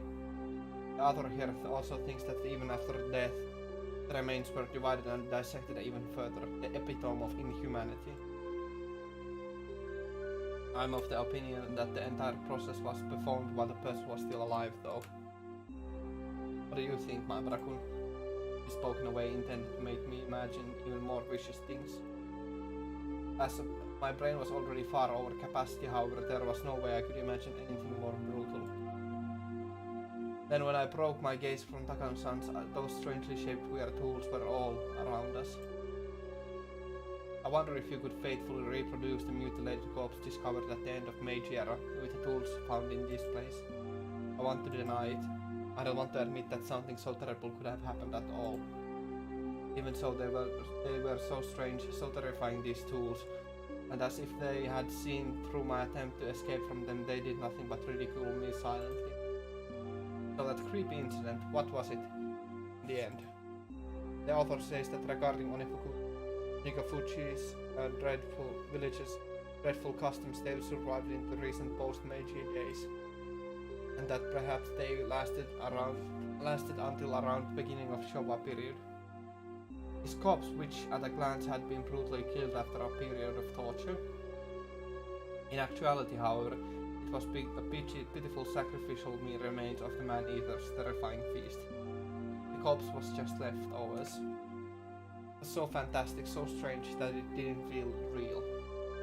This was an extension of the legend. Was this an extension of the legend too? It happened in the Meiji era though, so which is just too recent to be called a legend.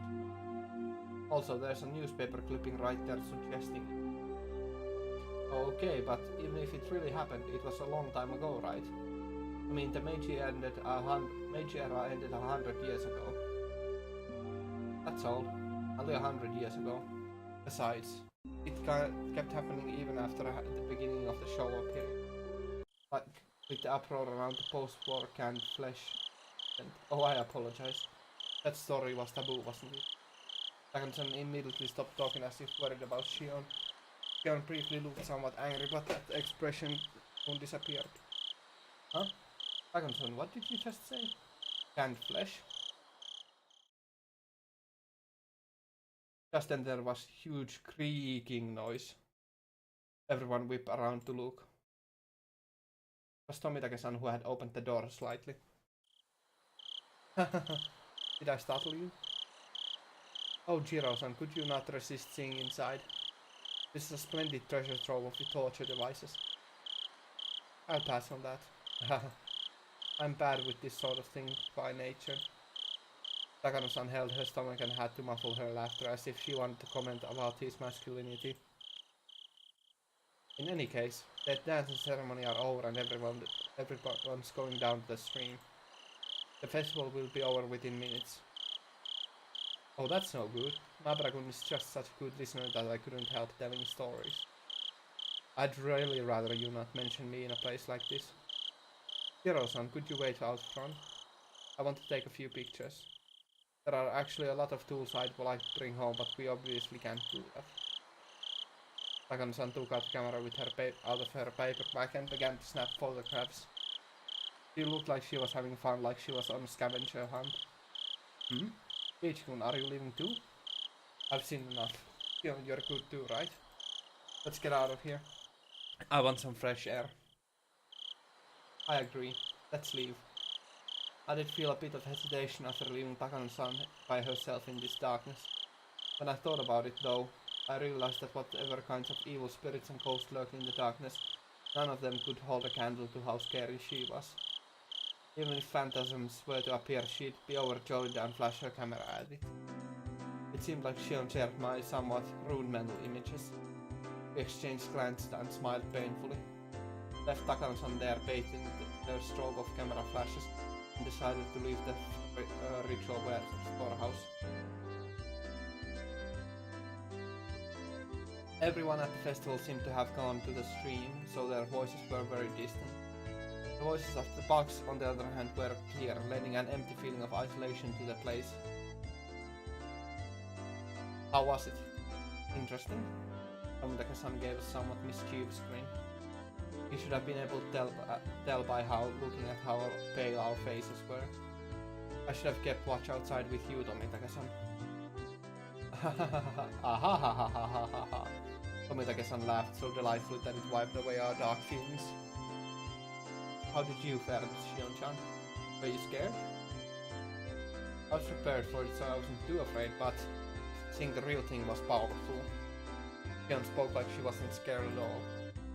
She really had been quite afraid, but seeing as how I was in way worse state than her, I didn't have much room to talk.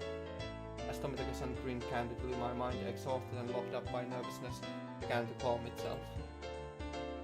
Was Takano-san an adult about this little expedition? You know how she seems like a child sometimes. I was worried she'd be way too excited. Both Shion and I laughed and left that as our answer. Hopefully she was only looking at things. I'm worried she'll sneak something out of there or mess with the ritual implement too much and break it off. Right, that's quite possible. She's alone in there right now. might pilfer something small and easily concealed, hiding it in her pocket. Yeah, I can see that. Shion said that what I was thinking.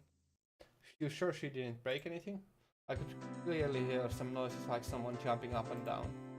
I was getting pretty nervous. I'm sorry. I ran out of film. Hiro-san, if you have any more, could I use some? Takano-san suddenly appeared while we were talking about her, taking everyone by surprise. Tomitake-san smoothly grinned and responded as if nothing had happened. He's pretty mature. I'm all out of spare film. Sorry about that. Jeez. You won't win any Pulitzer Prizes by not stocking enough film for any occasion, you know. I suppose that's it then. Tomitake-san scratched his head apologetically. Without film we are done here. Takano-san seemed to have given up because of that too. We checked carefully to make sure we hadn't left anything inside, then closed the door and turned to the heavy padlock we left beside it. Takano-san, you didn't sneak anything out, right? How rude. I'm trying not to be that childish. Retract.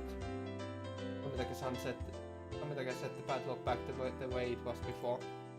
From a cursory glance it didn't look like thieves had snuck in at all. Okay, let's get over to the stream ourselves. If we don't at least set some cotton afloat, there won't be any point in coming to the festival. Tomitake-san spoke brightly, urging us all on, setting cotton afloat down the stream. I shake my head a few times, driving away my dismal thoughts as to the double meaning. Takano-san, looking at a little let down, kept turning back to glance at the ritual storehouse. Let's just leave it at that, alright? You saw enough to sate your curiosity, didn't you? Oh no, not at all.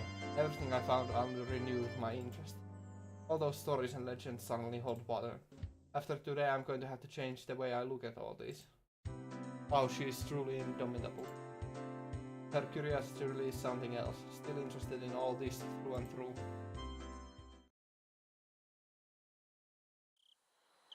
We descended the stone stairs and all the people crowding the stream came into view. Near the bottom of the stairs we could clearly see people receiving cotton that had been cut out for them, then wishing it upon the cotton and setting it afloat down the stream. The festival was already over. Damn, I missed my chance to photograph the best part of Watanagashi. Oh, but it's not too late. I'm going to go and set some afloat. Perhaps you could take pictures of me? Takano-san with an impish expression brought her head to Tomitake-san's shoulder. Despite his age, he looked embarrassed.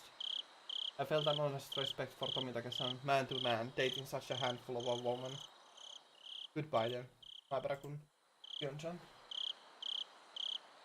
We are going down the stream. Would you like to come with us? No, I couldn't get in your way. Please take your time.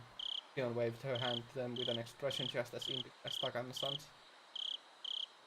Tomitake-san on his part seemed to want us to come, but whatever. Shion gave a big stretch and sat down on the stone steps. I'm pretty worn out. Same here. I'm exhausted too. Agent, this is your first Watanagashi. You go on, don't mind me. I'm tired, so I'd like to stay away from the crowd. Yeah, if we were to go now, we'd barely slip in the end of the cotton drifting ceremony.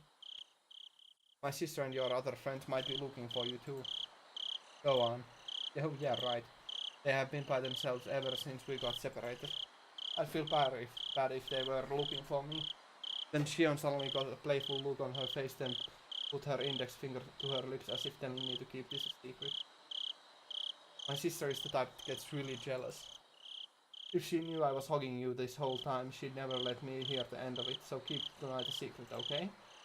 Keep tonight a secret. Don't say things that are so embarrassing. Not only because of that either. Considering what we were doing tonight, we really need to keep it a secret. I'm sure someone's curse might happen tonight, and we four would be the prime candidates. The loosening threads of tension become taut again. Taut? Out. Never heard that before.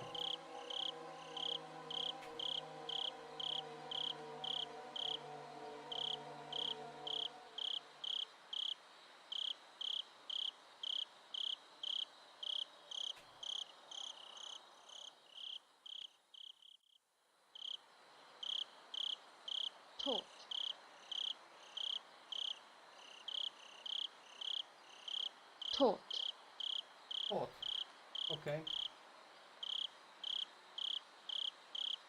Shion, however, burst out laughing. Alright, I'm going to get out of here before I run into my sister. I really am tired, so I don't have the endurance to put up with her anyway. I can't tell if you get along with her or not. We get along.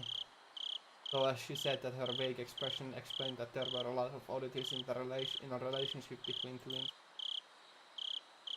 I'm only a child. I'm an only child, so I don't really get it. Make sure you get along with her, okay? Right, thank you kindly for your meddling. Okay, I'm gonna go. You should hurry up if you want to make it, Keichan. Watanagashi really is about to end. Ken stood up and brushed the dust off her backside. After watching her do so, I returned my eyes to the final ceremony of the Watanagashi festival below me. Seriously though, what was that sound anyway? It was kind of unpleasant and creepy. Huh? What sound?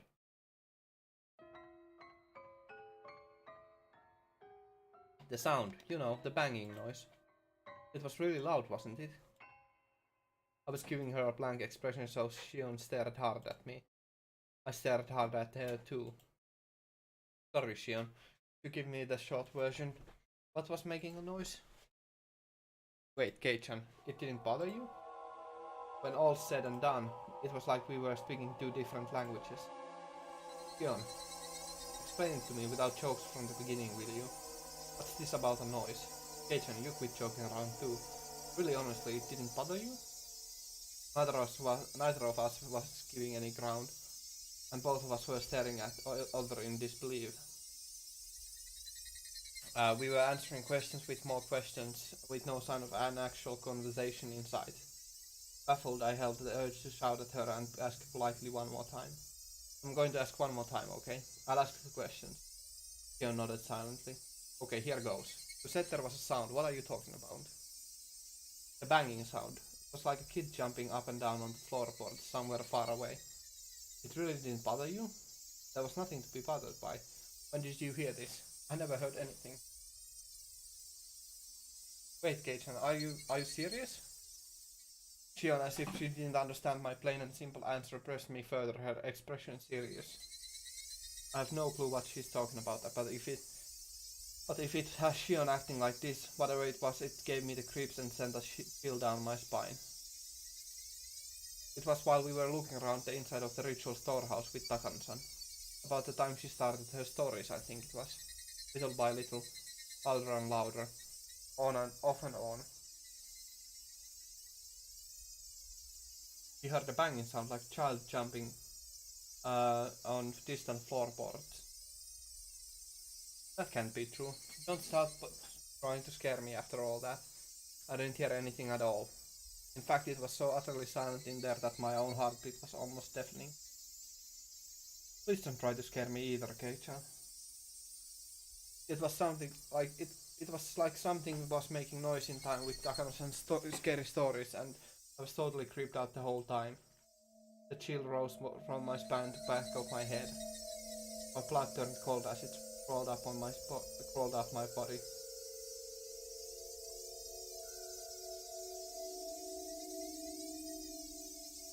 When it reached my head, my mind froze over. You and Takano-san weren't paying any attention to it at all, so I pretended to not hear it either, but you heard it, right? It happened a bunch of times and it was really loud. Fion's eyes were begging me to tell her I heard it. I had no doubt, however, that my own eyes suggested something entirely different. You've gotta be kidding, Luke. In that storehouse, we were surrounded by brutal ritual tools that looked like they were from another planet, listening to terrifying old stories. The whole time Shion had been hearing a sound that we couldn't hear by herself. Should that make Shion who heard it tremble, or should it make me who didn't hear it tremble? I didn't know the answer at that time. I didn't know the answer to that at the time. For now, Shion seemed to have made that decision before I did. What are you laughing about? I really got you, Keichan. I was fibbing the whole time. What? Shion laughed, saying how easily scared I was. Clapped on me back. He clapped on me back. Her smile seemed somehow artificial and actually made me feel worse. Then after leaving me with 2 or 3 generic diplomatic goodbye phrases, she left almost like she was running away. All I could do was look after her, my mouth agape. At the end of the day, I didn't have a clue what was going on. John laughed it off and said she had been lying, but she couldn't possibly have been lying. Of course not. Now that I think back, Tomitake-san said the same thing, didn't he? I could clearly hear some noises like someone jumping up and down. I was getting pretty nervous. Tomitake-san, the most neutral party present at the time, said he'd heard something. And that noise, it was real? The banging sounds. Sounds as though a child jumping up and down on some kind of floorboards far away. I assure some curse, which happens every year, might happen again tonight. Most possible victim candidates were Tamakano-san, Tomitake-san, and Shion and me. The bustling of the people sounded further away than I would have liked. The sounds of the insects sounded too close for comfort. I'm near so much human warmth, and yet I can't ever go back there again. That was the ominous idea that sprouted in my mind. Then all of a sudden I was bounced on from behind, causing my heart to lurch. Keiichi, we found you! It was Rika-chan. When I turned around, Mion and Rena were there too. Mion sighed and said, we finally found you. Now we just need to find Satoru. Everyone got split up this year. We should make sure we have somewhere to meet up afterwards next year. Oh. You're right. The festival, so we should all be together. I listened to Mion's happy declaration with a little bit of guilt. Keiichi, did you root for me while I was dancing? Ah, yeah. I saw it all. You did a great job all the way through. No mistakes either.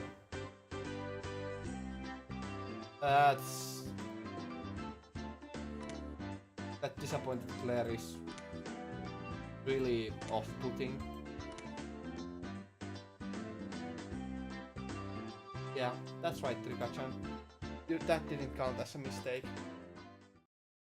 I tensed up as I realized I'd made a mistake of my own. Mion slapped a hand onto my shoulder a little roughly. A gross sweat broke out over my whole body.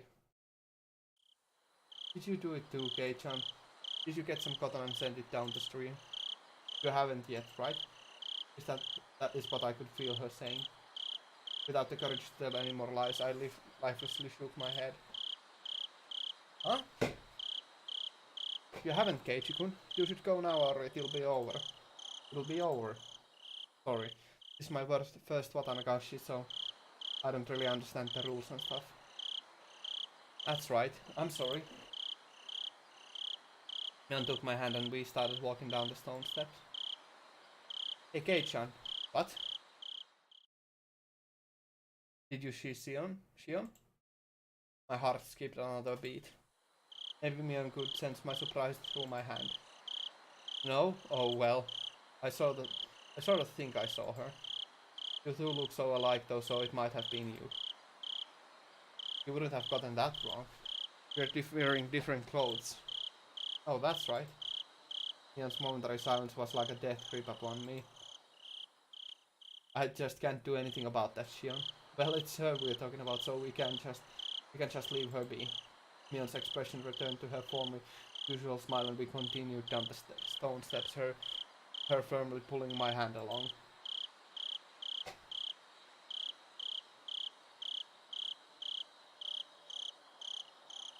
Gonna be the end of the chapter.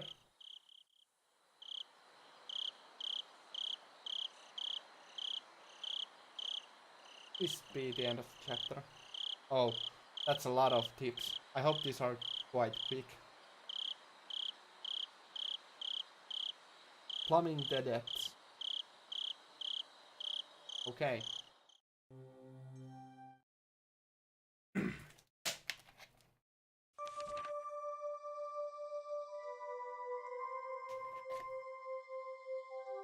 Watanagashi. The rite of Watanagashi performed during a village festival every June, even now, but reading back to its origin turns up a seriously sanguine ceremony. Originally, Watanagashi fought to happen at fixed intervals, and after receiving Shirosama's trust, they chose a sacrifice.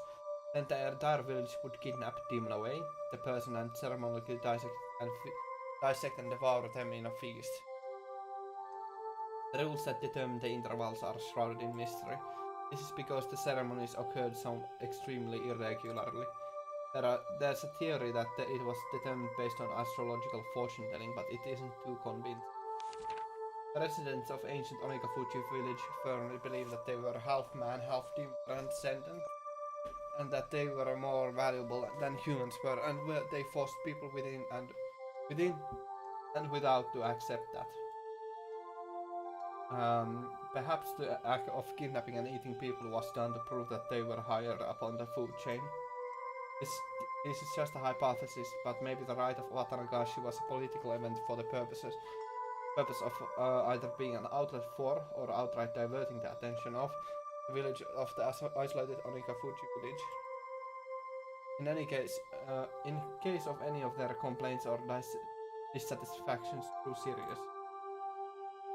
If that was the main reason these ceremonies were held, then it's easy to explain how erratic they were. Well, that was short.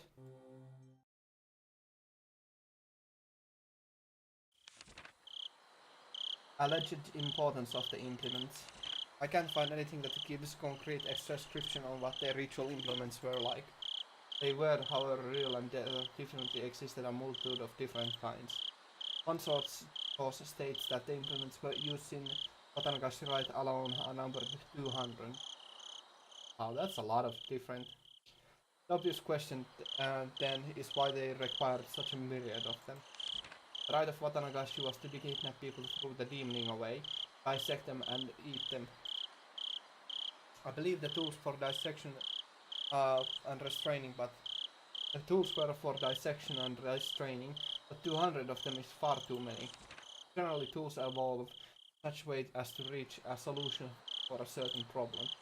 Once you've reached the ultimate goal, that is, attain a certain level of efficiency, the tool's evolution normally stops there. Regardless, why would they have created so many different kinds? One of the cultural elements responsible for diversification over time is that of entertainment.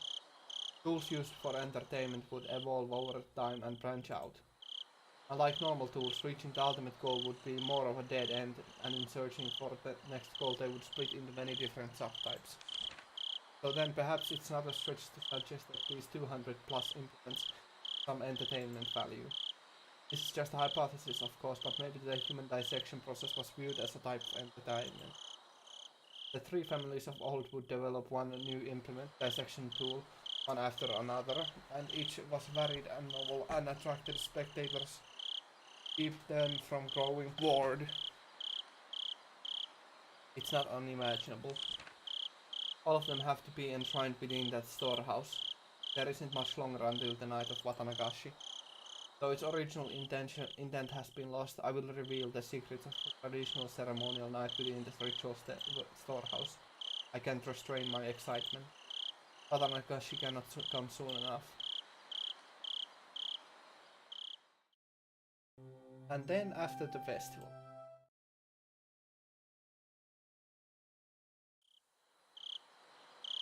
Late that night, tensions in the police station were strained. In the silence, many of the staff members' eyes shifted back and forth between the clock and their telephones, counting the seconds in that stifled atmosphere. Umagaya-kun burst in with a young guy trailing behind him. Oishi-san, I've got the autopsy result. Court physician is just got here. I'm ready to go, sir. I'll head straight for Gifu. Uma-chan, things have gotten a bit complicated. They appear to be having a very difficult time determining who the victim. Could they have been dismembered? Nope. Cooked to a nice light brown. He spoke in a sportive tone, but the meaning behind his words was heavy. Staff gave a collective sigh. All the way, head to toe? Completely blackened, it seems. Probably smells terrible too. What a shame it seems to be. Gifu-san, cooked with no possessions, then discarded outside the prefecture. At worst, it could have taken a week for the body to be identified. The fact that they'd sniffed out sniffed it out tonight was huge. Komiyama-kun and a few others are performing throughout thorough night raid on the dentist in Okinawa. All we can do is hope Tooth matches some medical records.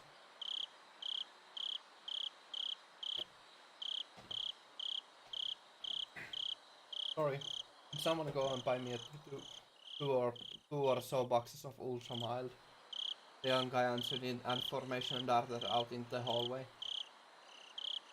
We did an excellent job finding it this year. It could be that the people who disappeared in the past years were scattered outside the prefecture like this too. Then why not bury them? Or sink them in the Sea of Japan or Lake Biwa or somewhere like that? Why though? Hasn't the pattern so far been that one person dies and another disappears? Kuma-chan, the corpse was inside an oil drum, unrestrained and cooked. They probably burned them after strangling them. They knew it would be found. So what you mean is, from beginning they didn't want the person to disappear this year. Not so much as not so much that as they just aren't related. The person didn't disappear, in fact, whoever did it seemed to have wanted to make a show of it. You mean it could be a warning? He folded his arms, then heaved a long and heavy sigh. That might have been the case had it happened in town. If they'd messed up, taking the victim far away and burning them alive wouldn't have been noticed. If they meant it as a warning, they should have done it closer to Hinamizawa. They wanted to emphasize the fact that they killed the victim, but instead of doing it somewhere for dramatic effect, they did it outside the prefecture. Did they want to emphasize it or hide it? Boy, I do wonder if what Oyashiro-sama is up to this year. A telephone ring cut through the heavy silence. A staff member nearby snatched up the receiver. Oishi-san, it's Komiyama. They have it. The dental clinic in Okinawa fixed the wisdom tooth 3 years ago. What about the records? Completely X-rays. Well, I feel bad for waking up the dentist before dawn. Kuma-chan, get out there as soon as you get records from Komiyama-kun. Will do. Oh, it's the chief. Thank you for coming out at this hour. Oishi-san, my apologies for my lateness. What's the situation? Well, it's just getting good, you see. We're all getting fired up. Whoa! Well, that's grim. I can't remember who exactly died. It might be different, though. It's probably not different, but I can't remember who died. Well, that's also gonna be enough for the stream today, so